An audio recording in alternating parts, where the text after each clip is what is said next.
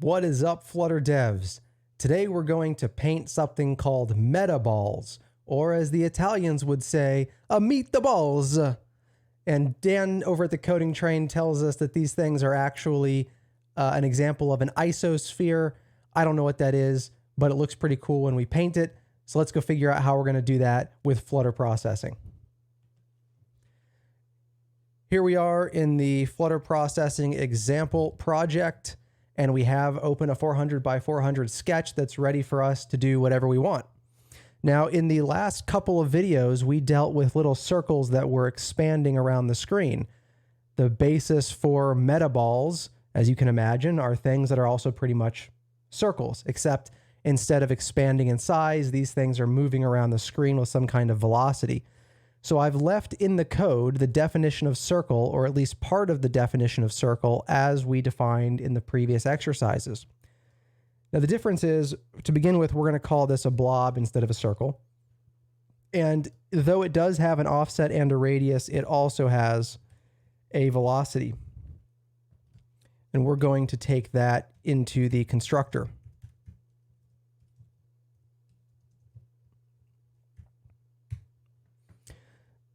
And then we want to support some kind of movement of this blob. Now paint is what it was before.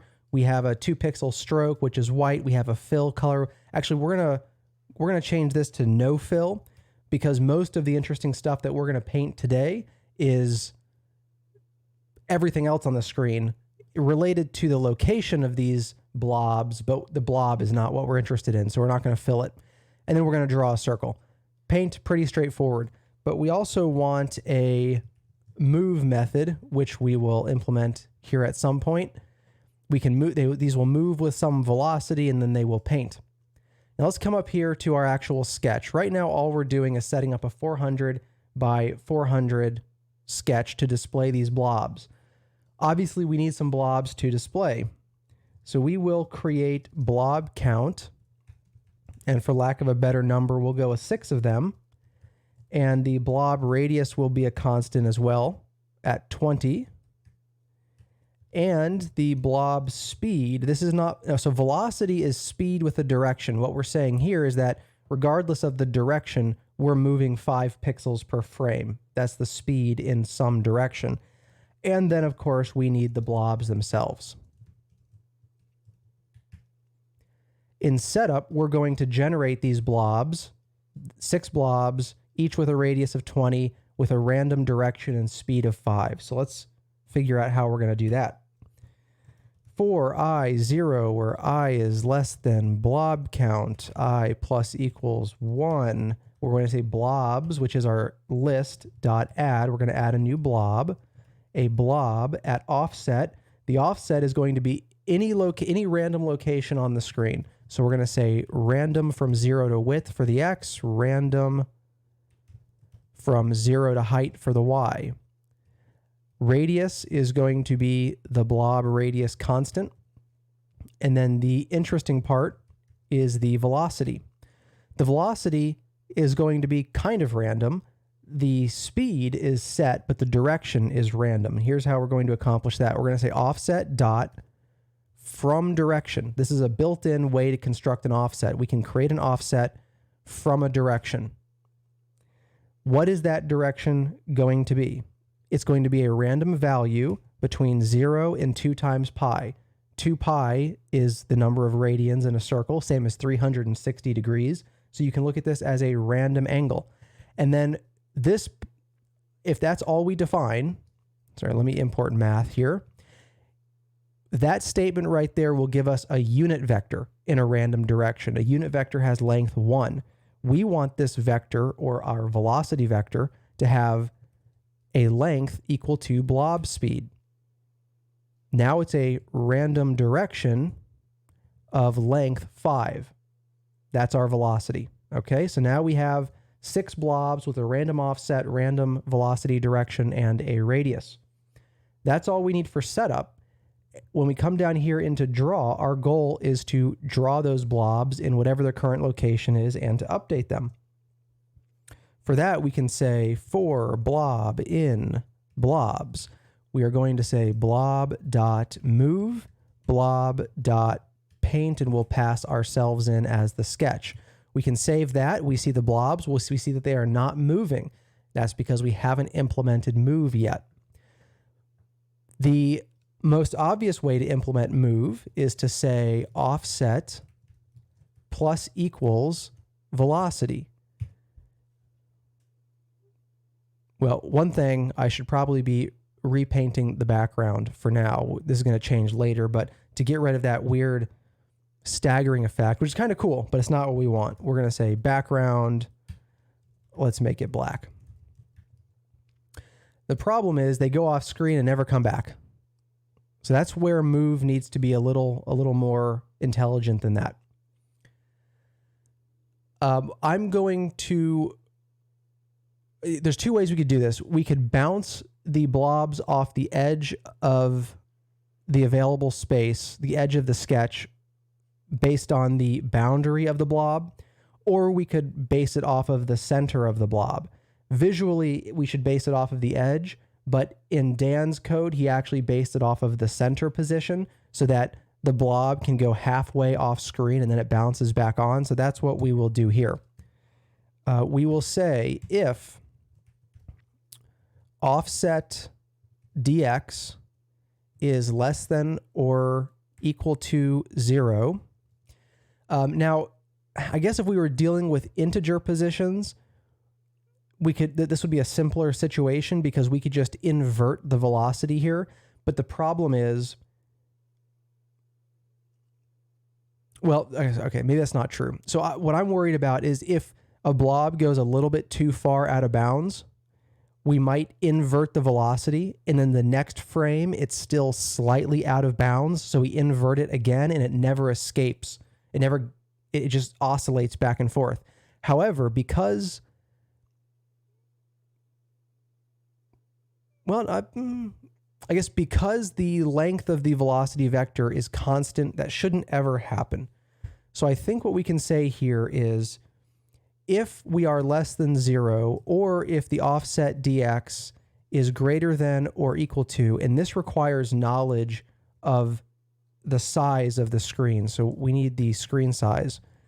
Screen size dot width. We will say velocity equals, we want to invert the x, so we might just have to create a new velocity, and we do, I think, a new offset.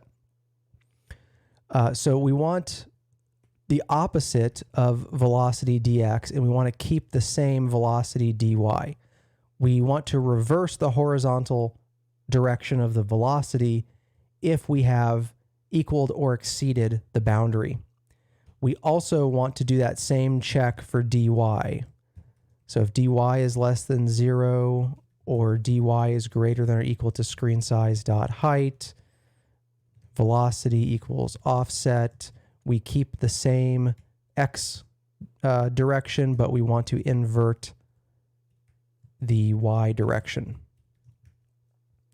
After that, we can apply the velocity. Let's see what we have now. We have some, we need to pass in the screen size.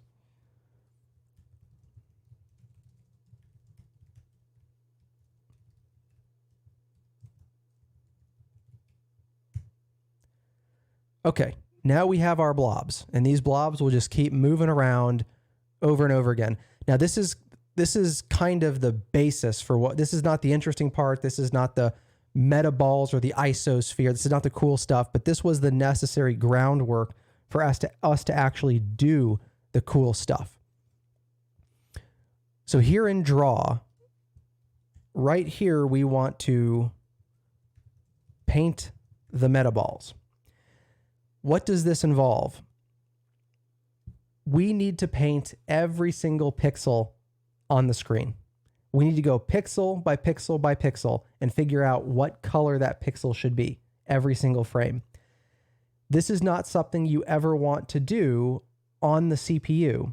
This is something you want to do in the GPU. This is something you want to do with a shader or some kind of similar technology. We can't do that, so we're going to do it on the CPU. We're going to implement this in normal application code, and as a result, we're going to end up with a very, very low frame rate, and that is what it is. This is the same point I've been making for many months now. This is the point that I made when I implemented our ability to paint bitmaps. We don't ever really want to do this at the application level or at the CPU level, but as of right now, we don't have any other choice. Now, I guess to be fair, in Dan's code, he also does this on the CPU.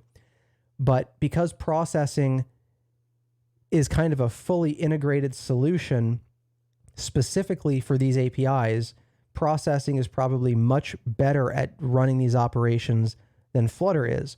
But if Flutter were to expose shader support, if we could program this as a shader from here in the Dart code or a similar place, then we'd probably blow away the performance of processing, because processing would still be on the CPU, but our Flutter code would be on the GPU. But enough talk, let's see what we're actually painting here. The first thing we need to do is call load pixels. Load pixels creates a pixel buffer the size of the sketch for us to paint. This is a requirement before ever painting any pixels in processing. You have to call load pixels. Now here's where we're going to paint stuff, and when we're done painting stuff, we also need to make sure to call update pixels, which takes whatever we painted and copies it to the screen so that we can actually see all the pixels that we painted. The interesting part is here in between, and I mentioned that we need to paint every pixel. So we're going to have to loop across all the columns and all the rows as we've done previously.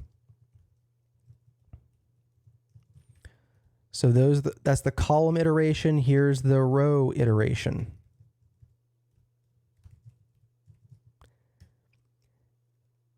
And then whatever we're going to do, it's going to involve all the blobs.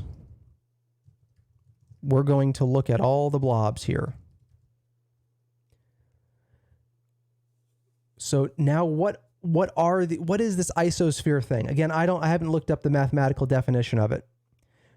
But what we are doing for every single pixel, we are choosing a color or a shade. We are calculating a visual, an appearance based on our distance from all of these various blobs. In this case, what we're going to do first here, the closer that we are to a blob, the brighter that we want to be. So if we're like really far away from a blob, we want to be black. If we're on top of or close to a blob, we want to be white. And then anywhere in between, we want some kind of gradation, a gradient from white to black or black to white. That's what we want to calculate. And so we're going to start with a double here called sum, and we're going to set it equal to 0 because we need to add the impact of every single blob on this pixel. Remember, we're looking at one pixel right now. So let's say final distance. Let's get the distance between this pixel and this blob. So we're going to say, first let's create an offset at column 2 double, row 2 double. That is the XY offset of this current pixel. Now let's subtract the blob's offset.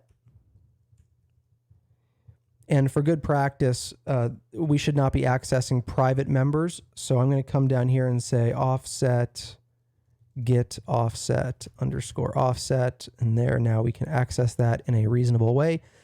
This is a vector between the 2 points, and then we're just going to call dot distance. And that gives us the distance between this pixel and this particular blob. Remember that we're looping through all the blobs.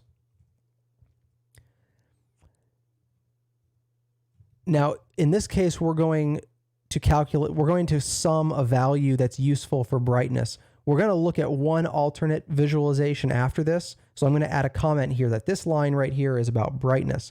We're going to take the sum, and we're going to take 75% of the blob radius. That also should be public.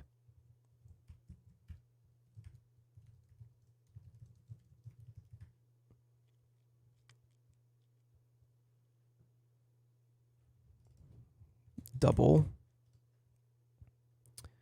And then we're going to divide that by the distance. Now, where does this equation come from? Trial and error.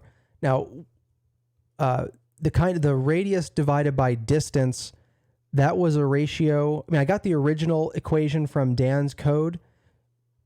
Obviously, though, distance needs to have an impact here. In this case, it's an inverse impact, meaning the larger the distance, the lower the sum. That makes sense, right? The larger the distance, the less bright. So it's pretty obvious that we want an inverse relationship.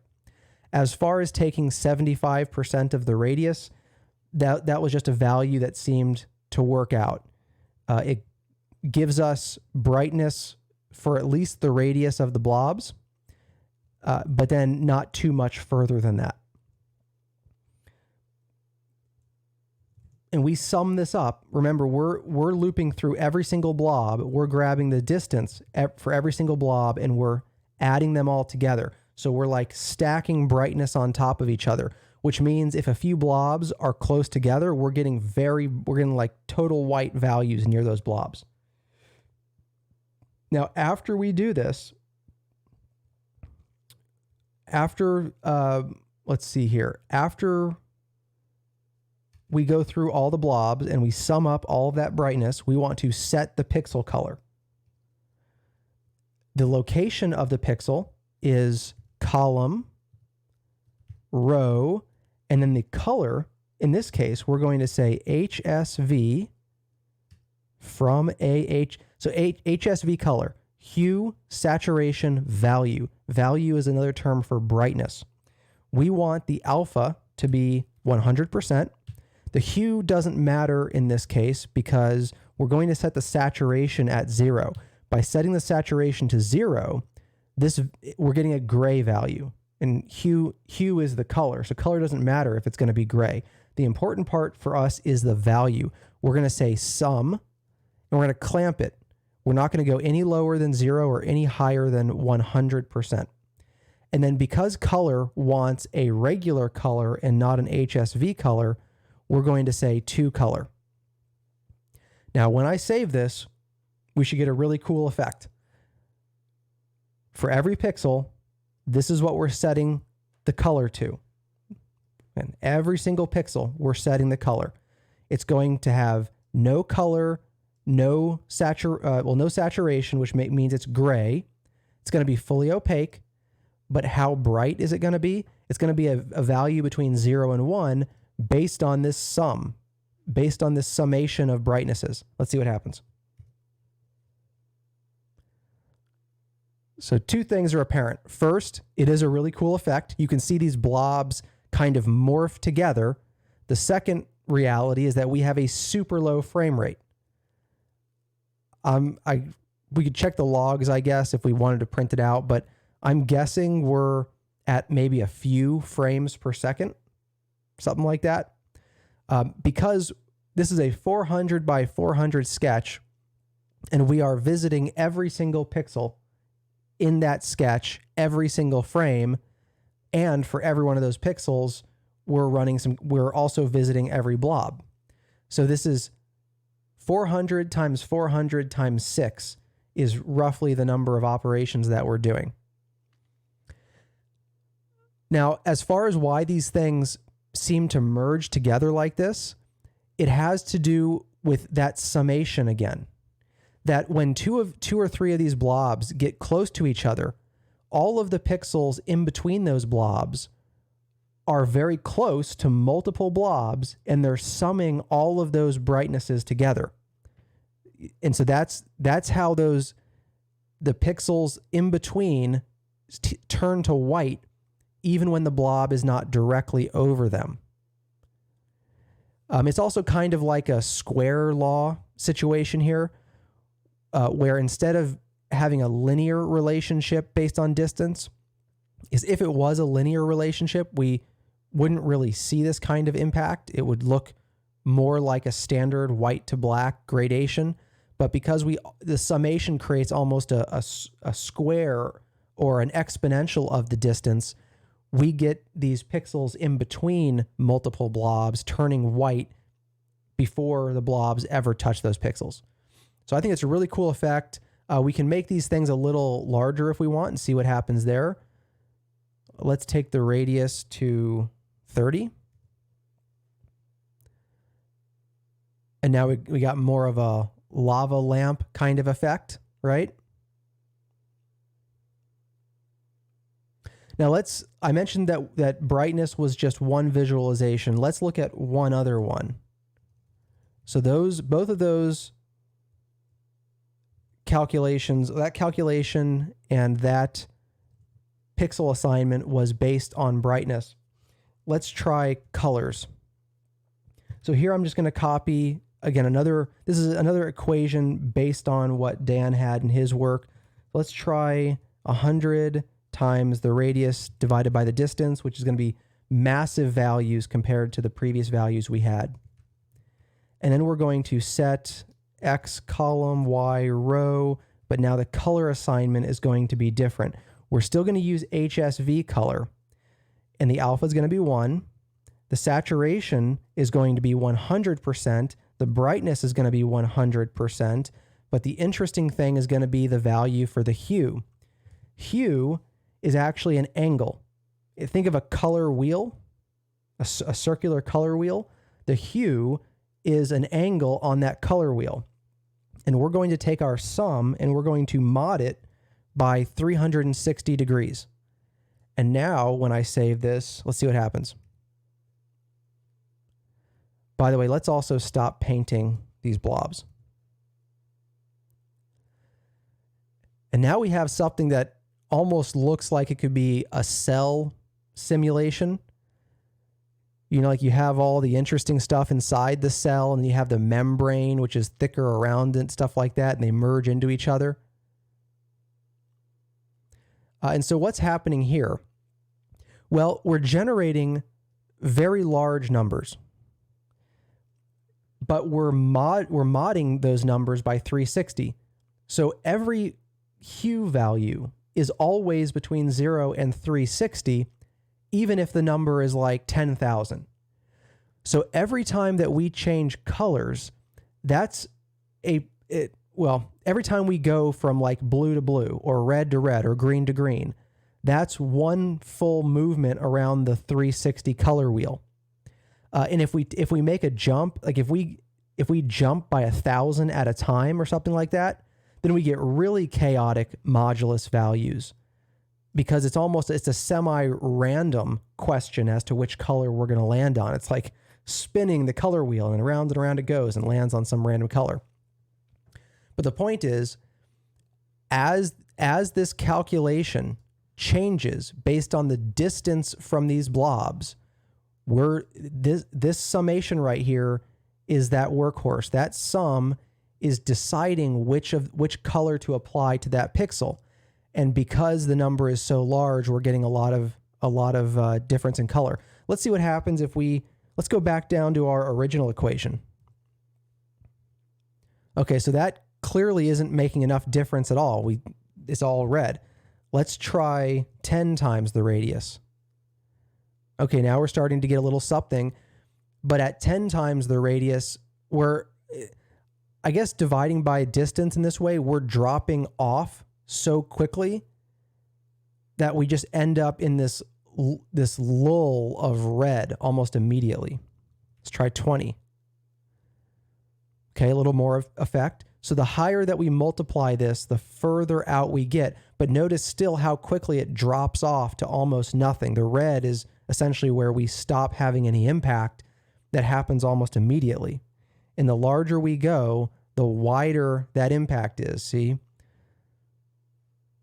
So now, like we have to go all the way to the corner where there's nothing to actually get towards red. Now we're having much more of a spatial impact. So that is Metaballs, or again, the Italian Metaballs, where we paint the isosphere here. And whether you do it with crazy colors or this X-Files kind of alien interaction, it looks really cool. I wish we could get this in a shader, because then we could probably get full 30 to 60 frames per second with this effect. But that's all we've got for today. So thanks for tuning in, and I'll see you in the next video.